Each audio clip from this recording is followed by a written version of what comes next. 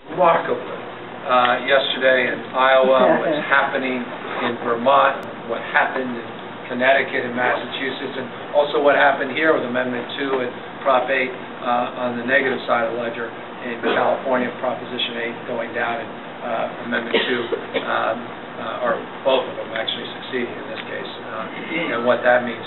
Just give you a sense and context of at least the way we're looking at things out in the West Coast.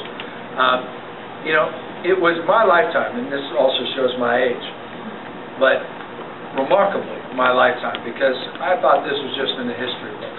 Not 1927, not 1937 or 40 or 57, it was 1967, when blacks could not marry whites in the United States of America in 16 states. People need to be reminded of that. In 1967, there were 16 states that denied interracial marriage.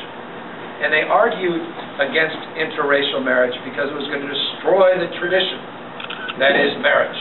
That tradition being firmly entrenched in the context that marriage should be only a people of the same race.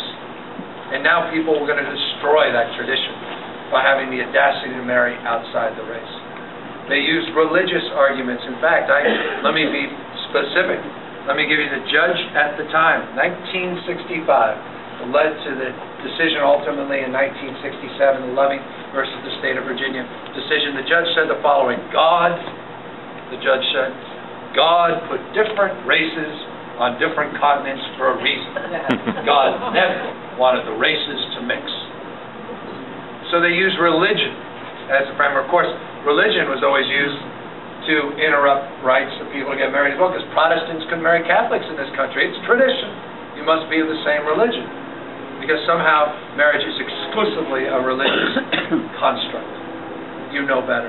This country knows better, though the narrative of the time is being played out in our time, isn't it? Tradition will be destroyed if people of the same sex get married.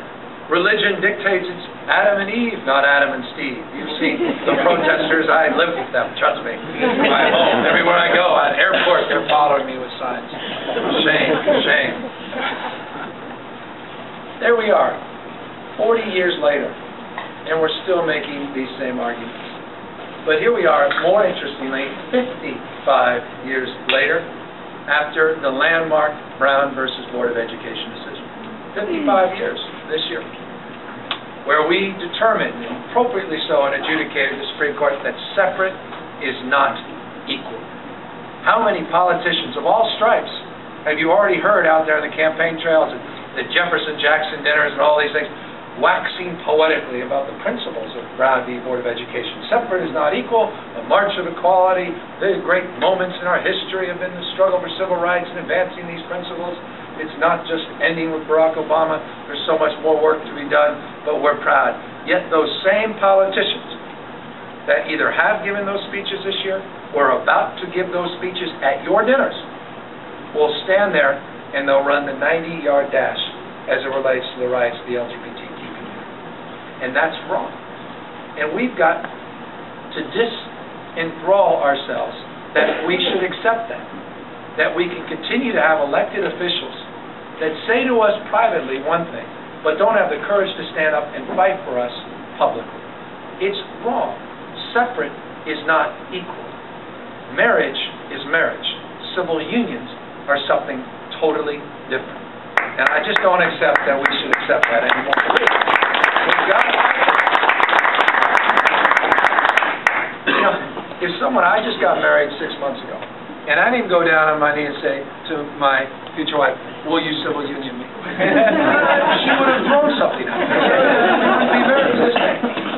For the same reason that I should be compelled to do that, no one in our community should be compelled to do that.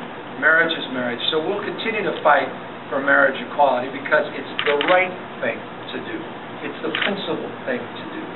And it fulfills, I think, the construct that has defined the best of our country, that we ultimately right those wrongs. Dr. King talking about that long arch of history that bends towards justice, but you got to get up there and you got to make sure it bends in the right direction. And that's why what you're doing out here, what you did in terms of the fight on Amendment 2 came up short. What we're trying to do out in California, Prop 8 came up short. is so incredibly important. People are watching. You know that. We were watching you. You, I hope, were out there giving us. I mean, I think a lot of you made contributions remarkably, but also engendering goodwill. And some of you actually went out and helped us campaign. But to see what's happened in the courts and to continue to see what's happening in the courts gives me some solace. Because remember, it's in the courts that the entire rights movement has been advanced in the history of this country.